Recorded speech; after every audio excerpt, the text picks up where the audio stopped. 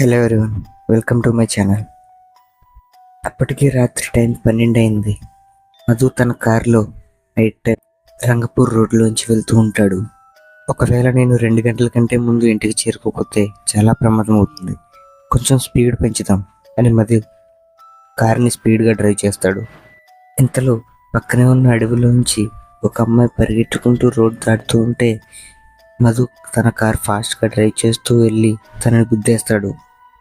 అలా గుద్దిన తర్వాత మధు కారులోంచి దిగుతాడు. ఆ అమ్మాయిని చూస్తాడు. తనకేమైనా దెబ్బలు తగిలినాయా అని దగ్గరికి వెళ్ళి చూద్దామని చూసేసరికి ఆ అమ్మాయి చాలా అందంగా ఉంటుంది. సరే అని చూస్తే నుదుటిన చిన్న దెబ్బ తగిలి ఉంటుంది, కానీ ఆ అమ్మాయి అప్పటికే స్పృహ కోల్పోయి ఉంటుంది.